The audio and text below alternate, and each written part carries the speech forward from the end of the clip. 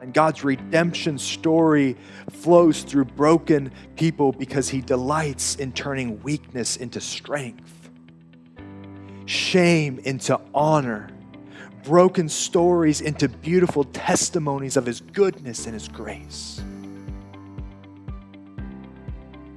So friends,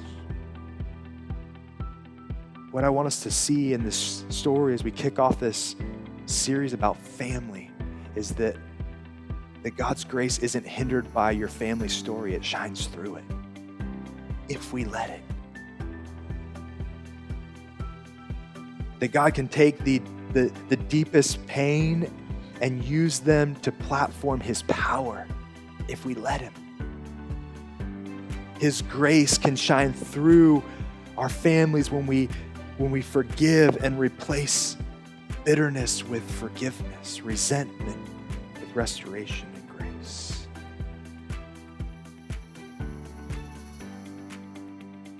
God doesn't need a pristine legacy to work through you, through your family.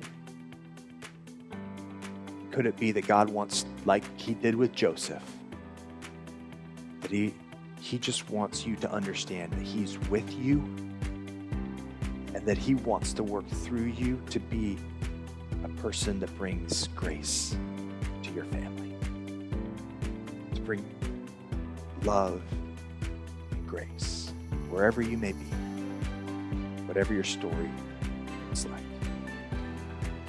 So I have a couple questions that I want us to sit with at the end here, just some applications that I want you to ponder. First question is this: what family patterns do you carry that God wants to redeem? What family patterns are you carrying around right now? Maybe you've been using those as excuses. Maybe you've been using your family, the patterns of your family as excuses for your poor behavior. And God's just like, no, I want to not only change that, I want to redeem that. Where have you seen God working despite dysfunction?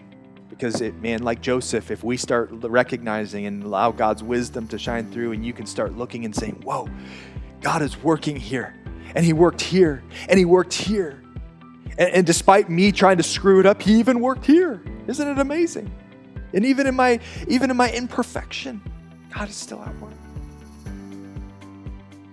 And the third question is simply, will you trust God to use you, like Joseph, as an agent of healing and hope in your family? And I don't pretend to stand up here and say that that's going to be easy. I don't think Joseph would either. But he can change you. And he can work in, through